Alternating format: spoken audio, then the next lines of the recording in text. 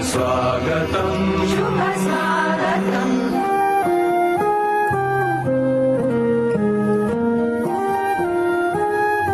नमस्कार श्रोताओं, आज के मेहमान, आज इस कार्यक्रम में हम आपकी मुलाकात करवा रहे हैं जाने माने ऑडियोलॉजिस्ट और स्पीच लैंग्वेज पैथोलॉजिस्ट देवांगी दलाल से। आपसे बातचीत की है यूनुस खान ने। आज सुनिए इस बातचीत का दूसरा भाग।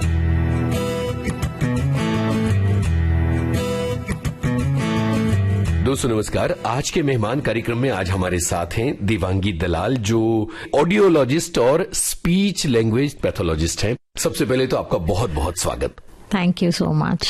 देवांगी दलाल जी, हम बातें कर रहे हैं कि किस तरह से सुनने, समझने, बोलने, इससे जुड़ी हुई समस्याओं का जो इलाज होता है और इसके समाधान आप करती हैं, और तरह तरह के अनुभव आपके हैं अलग अलग उम्र के लोगों के साथ। चूंकि बहुत देर तक हम बच्चों की बातें करते रहे, तो मुझे लगता है कि यहाँ थोड़ी बुजुर्गों और मिडिल एज के लोगों की बातें करें।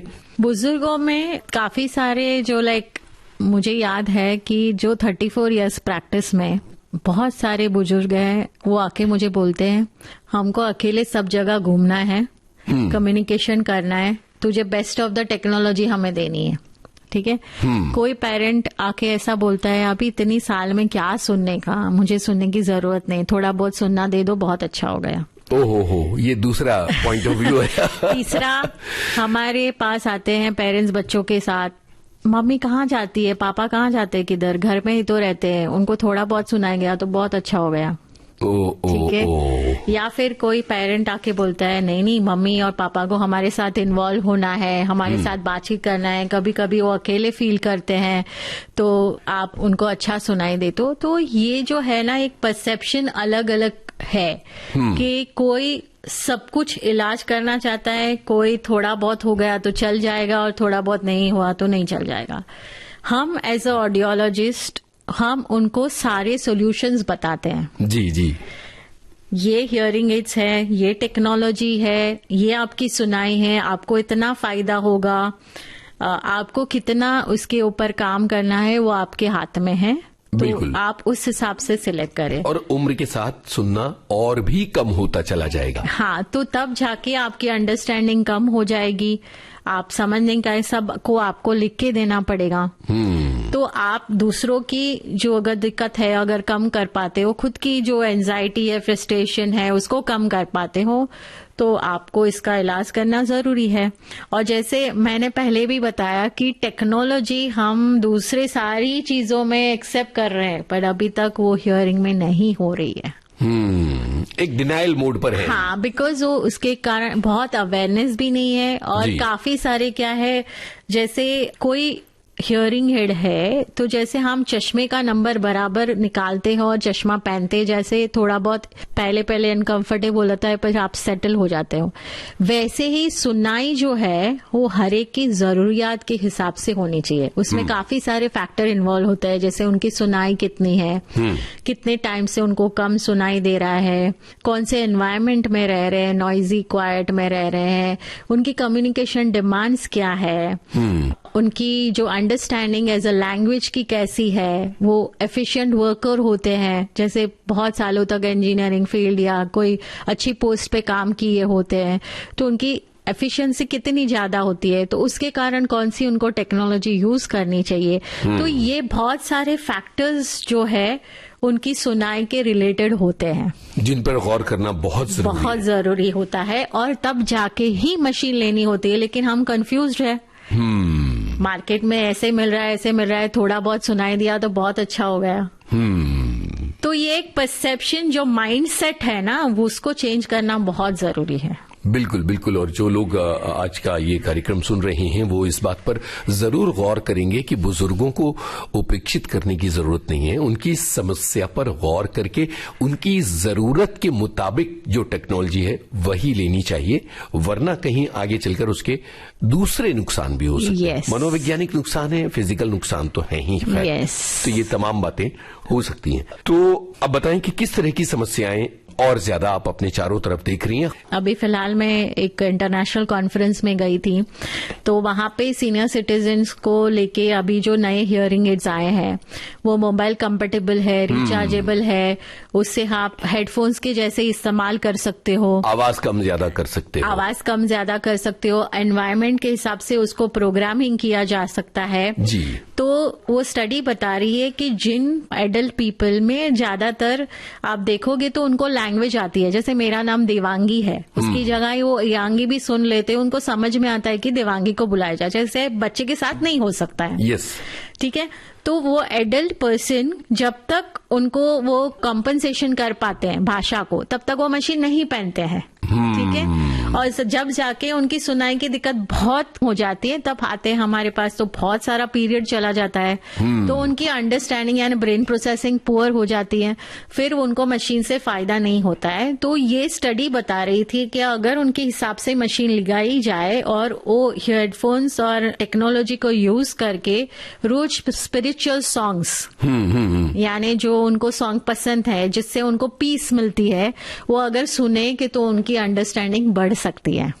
कितना महत्वपूर्ण मुद्दा है ये। हाँ। और हम अपने पेरेंट्स को हियरिंग एड दिलाने में कई बार वो इंटरेस्टेड नहीं होते हैं, कई बार हम देर करते हैं। हाँ, तो वो देर करते हैं, फिर उसको टेक्नोलॉजी के साथ यूज भी नहीं करते हैं। जी, वो मुझे पता है कि आजकल मोबाइल में एम्बियंस फिक्स करना, इस तरह की सुनने की मशीनें आ गई हैं कि आप बाहर हैं कि घर में हैं, वो नॉर्मल से ज्यादा अच्छा फील कर सकते हैं, लेकिन हम उसमें भी मिथ कंसेप्शन है, मशीन क्यों पहनना, इस एज में जाके क्यों पहनना, लोग क्या कहेंगे, लेकिन उससे आप कितनी सारी अपनी जो कम्युनिकेशन इश्यूज है उसको कम कर सकते हो, एंजाइटी कम कर सकते हो, फ्रस्ट्रेशन को कम कर सकते हो। और ये ओल्ड एज होती है जिसमें आप लोगों के साथ बात करने को आपका समय है। यस, और इच्छा भी होती है कि कोई मेरे पास आके बैठे बातें करे, तो उसको आप यूटिलाइज नहीं करना चाहते हो। तो हम इतने कंफ्यूज है कि हमको टेक्नोलॉजी कहाँ यूज करनी है, कहाँ नहीं यूज करनी है। जहां नहीं करनी है वहां हम ज्यादा यूज कर रहे हैं, और जहां करनी है वहां हम यूज नहीं करते हैं। कंफ्यूज्ड है हम लोग। बिल्कुल बिल्कुल। अब मैं इस बात को लेके कंफ्यूज हूं कि आगे बातचीत करूं कि गाना सुनवाऊं अभी।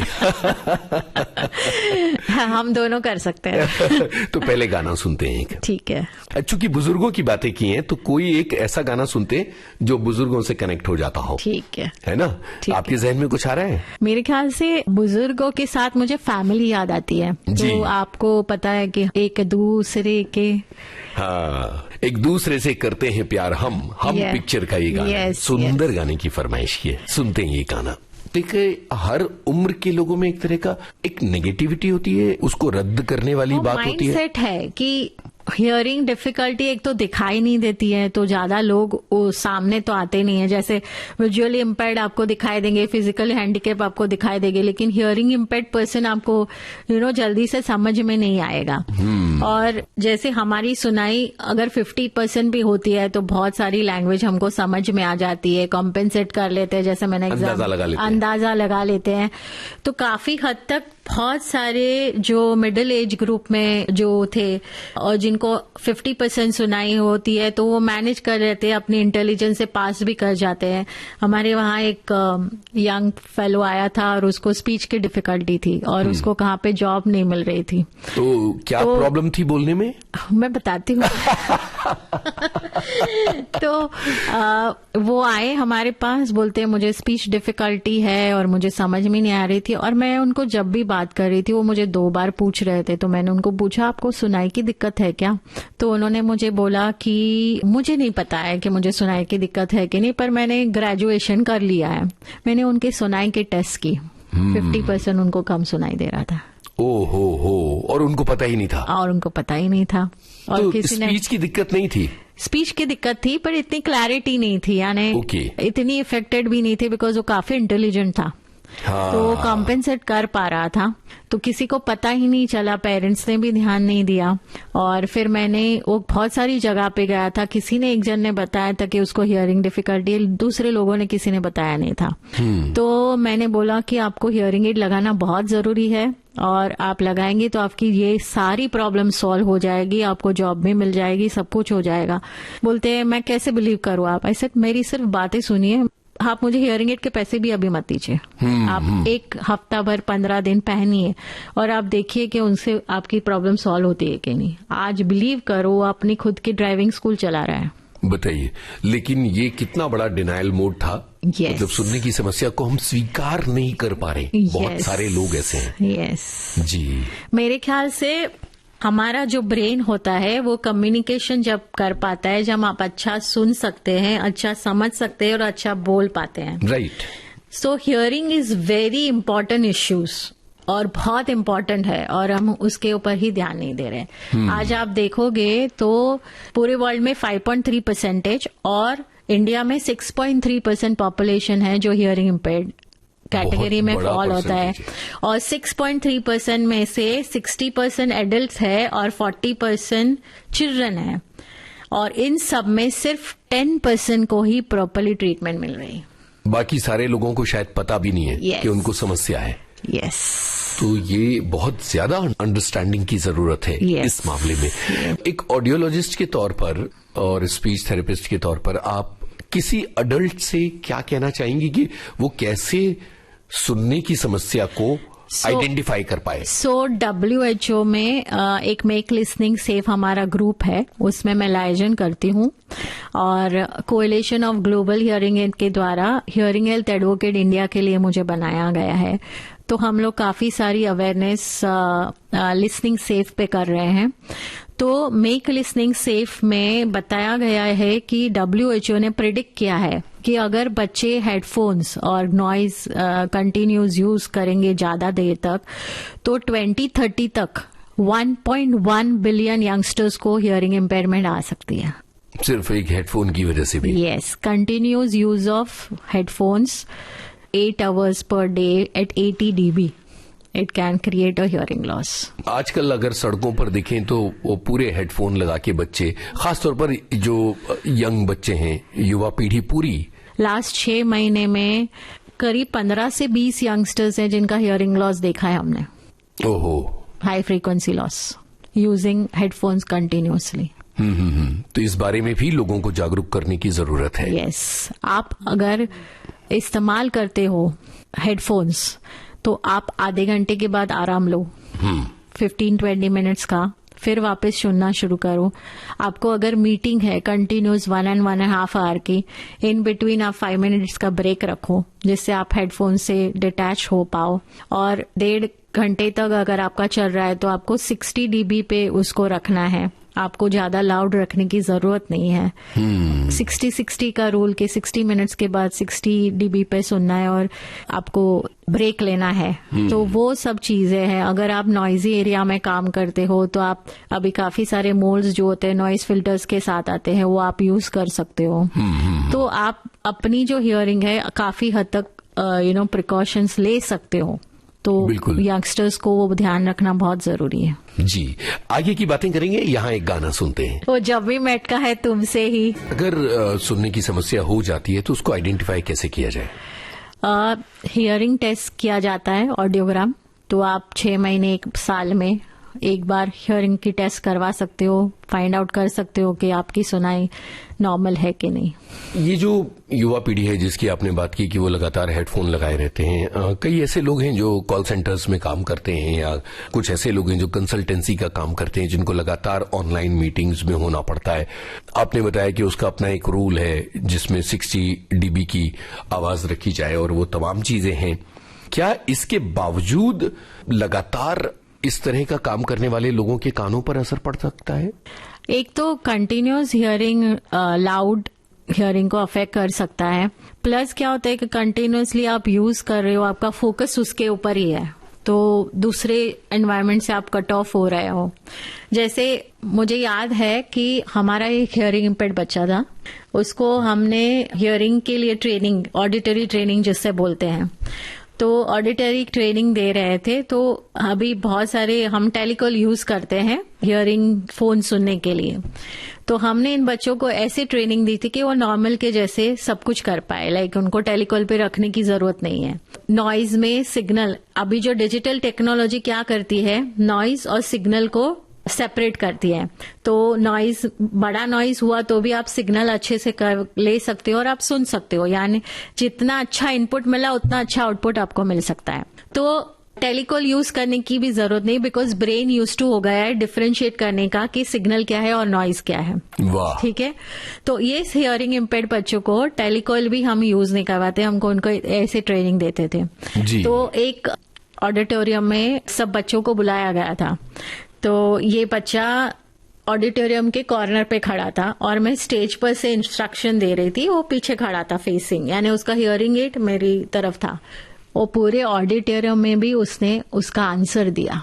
लोग शॉक हो गए, वाह, कि 90% कम सुनाई दे रहा है, हियरिंग एड पहन रहा है और फिर भी नॉइजी एरिया में वो साउंड को लोकेट कर पा रहा है। उसकी ट्रेनिंग इस तरह की थी। हाँ, पर हम क्या कर रहे हैं, हम नॉर्मल है, फिर भी हमारी ट्रेनिंग अलर्टनेस की नहीं है।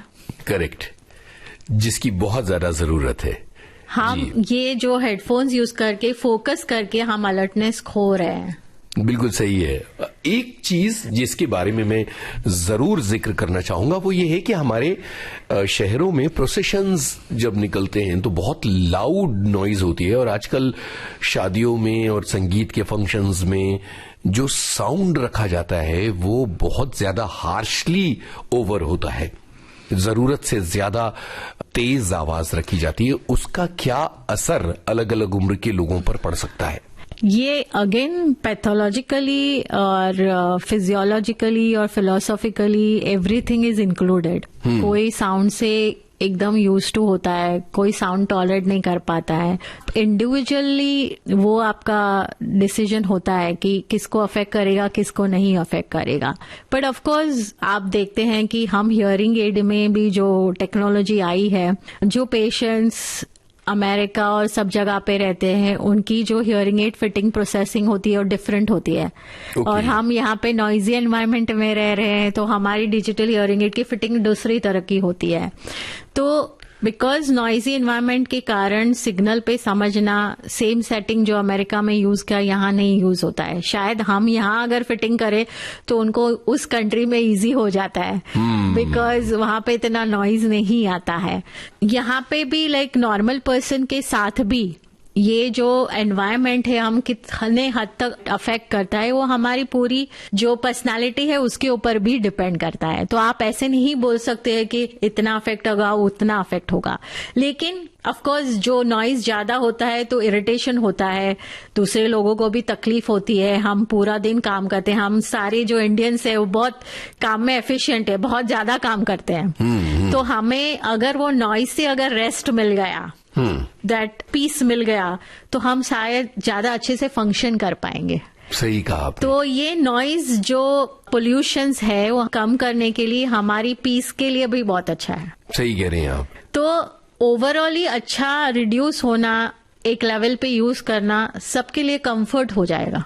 बिल्कुल बिल्कुल सही कहा आपने। In a way of preservation of hearing, in a way of preservation of peace, whatever you say. हर तरीके से ये बेहतर है कि हम जो आवाज है उसको लेकर एक संयम बरतें, सार्वजनिक स्थानों पर बहुत ज्यादा शोर ना करें। यस। यहाँ एक गाना सुनते हैं और बिना शोर वाला मीठा सा गाना सुनते हैं।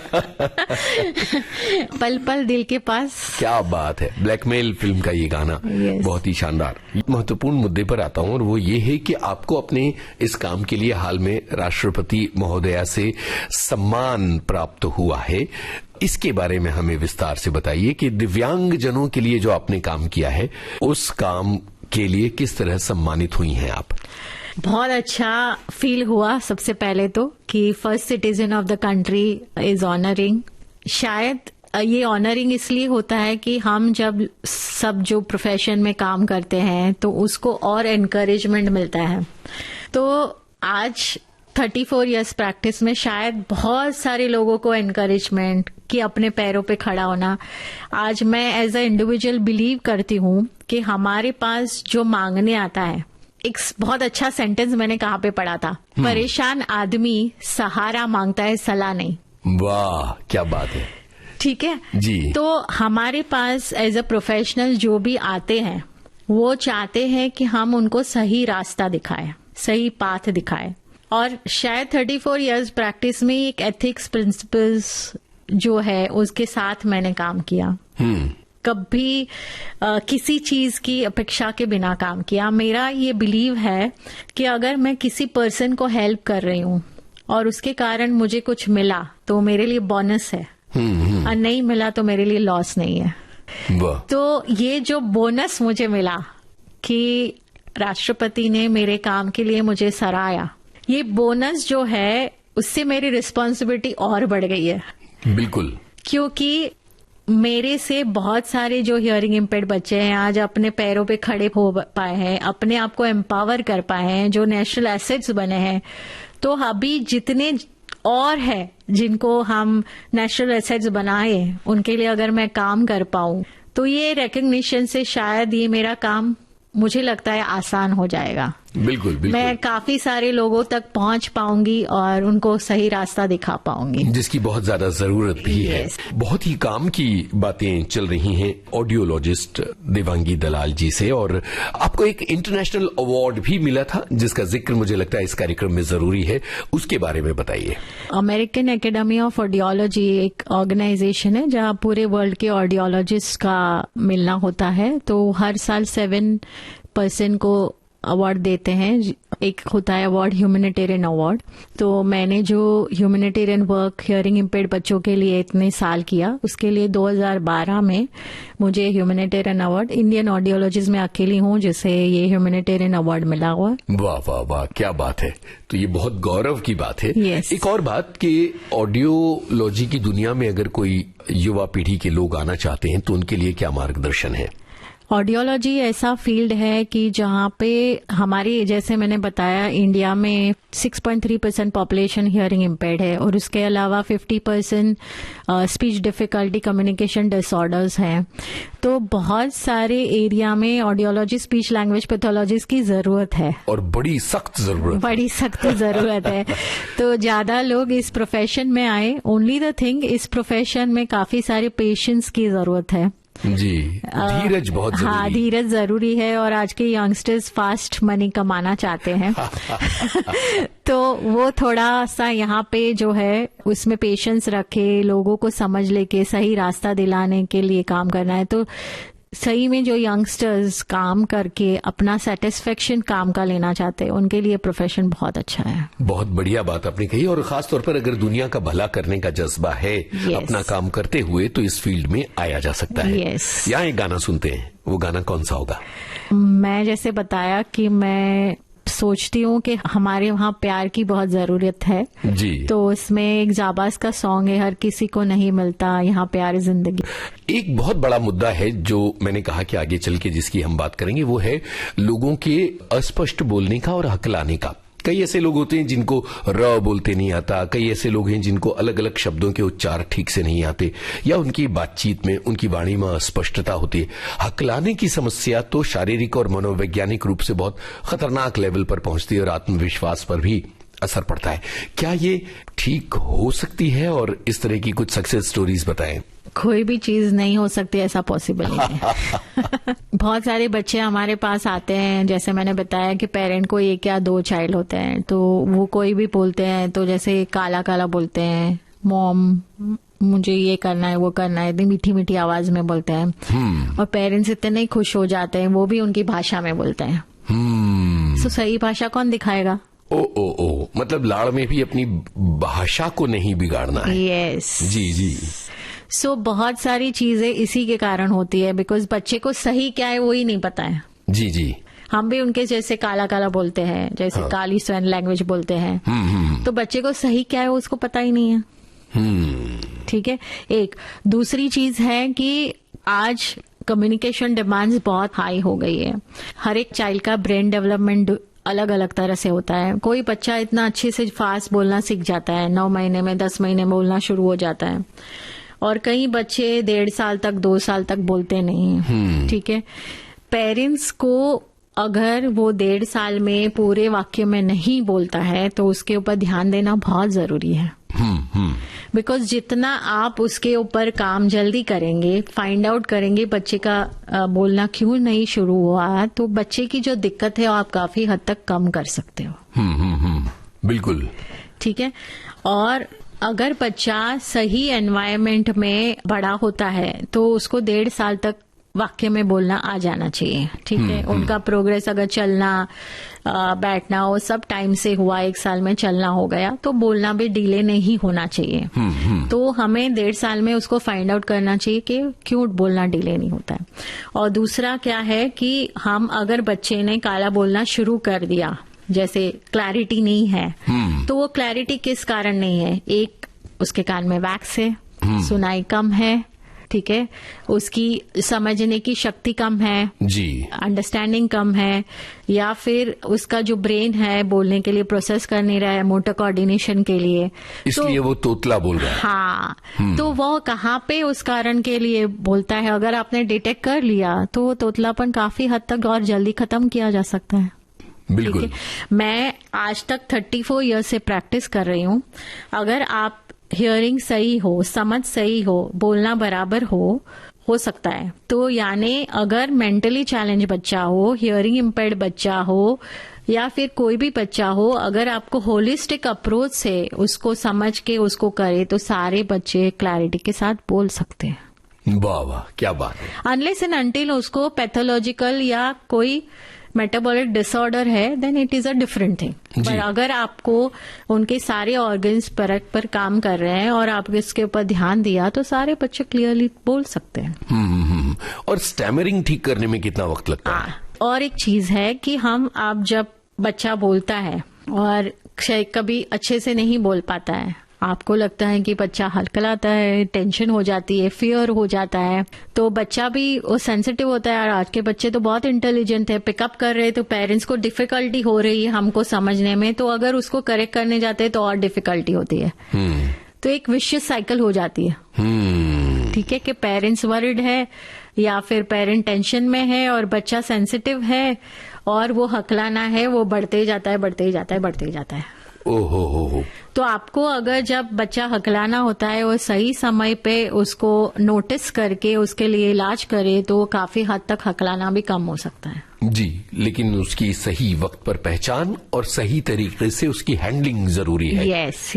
और अस्पष्ट बोलने वाली बात जो है वो बच्चों और बड़ों सबको ठीक किया जा सकता है। यस, सारे हम ट्रीटमेंट कर सकते हैं। कभी कभी हियरिंग इम्पेयर्ड बच्चे हमारे साथ 12-13 साल में भी आते हैं, लेकिन अगर उनकी अच्छी सुनाई हो और हम उनके सुनाई दे तो वो भी अच्छा कर पाते हैं। जी, तो वो दिक्कत नहीं है, बस उसको अवेयर होना है और कैसे हैंडल करना है वो बहुत जरूरी है। बिल्कुल। तो ये बतौर एक ऑडियोलॉजिस्ट आप अलग अलग उम्र के हमारे श्रोता जो देश और दुनिया में आपकी बात सुन रहे हैं, उनसे क्या कहना चाहेंगी कि आज की इस जिंदगी में अपने परिवार में हमें किन किन चीजों को लेकर बहुत अवेयर और सेंसिटिव होने की जरूरत है? सबसे पहले सबको खुश रहने की जरूरत है।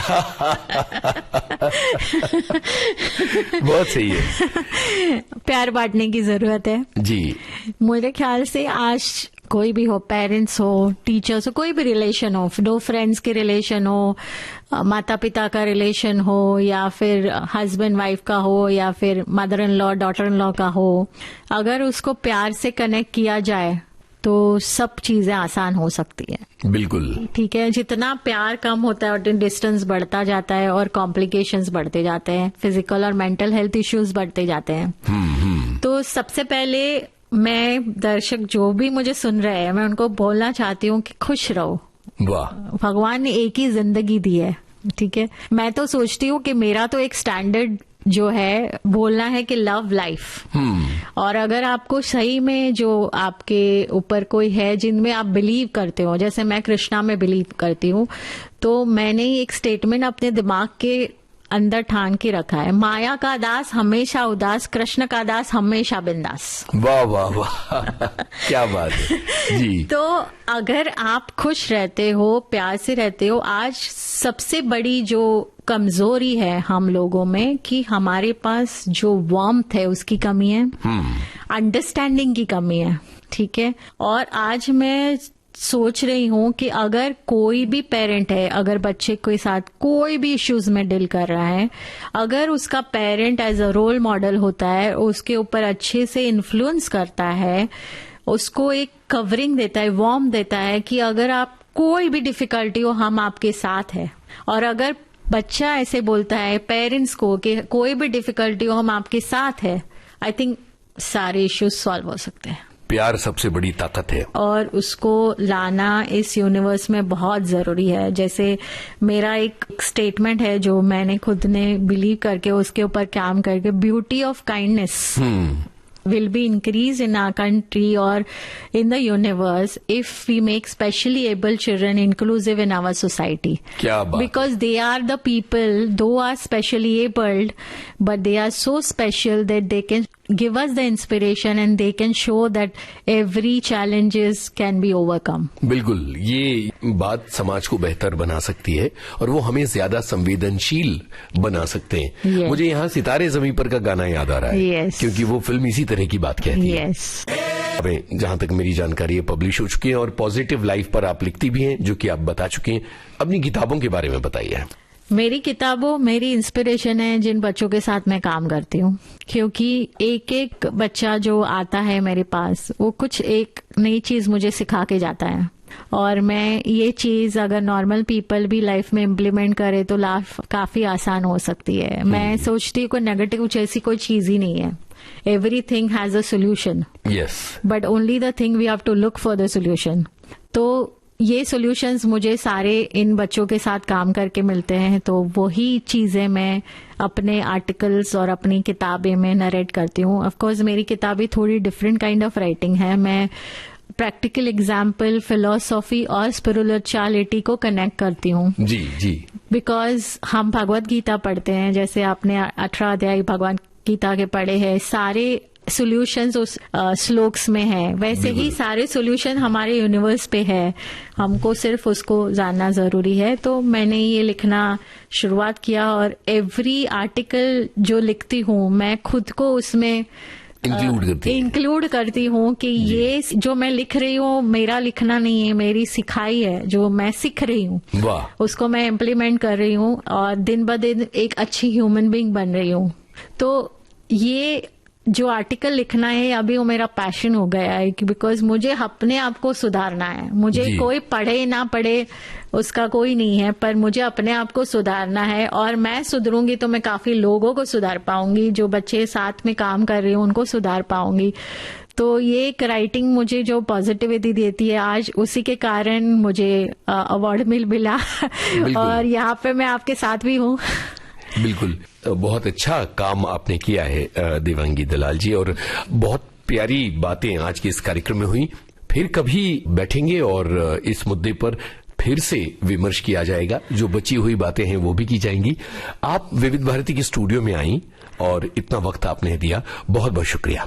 धन्यवाद मुझे यहाँ इनवाइट करने का। और जो भी दर्शक मुझे सुन रहे हैं, आप खुश रहिए, अपने आप को एंजॉय करिए और लाइफ को अलग तरह से माइंडसेट चेंज करिए और देखिए कि बहुत सारी चीजें जो है भगवान ने नेचुरली ब्यूटीफुली चीजें जो बनाई है उसका आनंद लीजिए।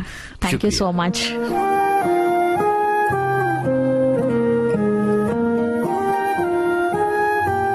ये थी सुप्रसिद्ध ऑडियोलॉजिस्ट और स्पीच लैंग्वेज पैथोलॉजिस्ट देवांगी दलाल से यूनुस खान की बातचीत का दूसरा भाग। रिकॉर्डिंग इंजीनियर समृद्धि नाइक। विविध भारती की ओर से इस कार्यक्रम की प्रस्तुतकर्ता अनुश्री पाठक।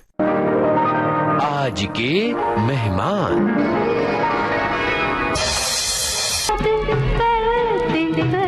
छाया गीत लग जा गले, हिंदी फिल्म संगीत के स्वर्णिम युग की एक संगीतमय यात्रा।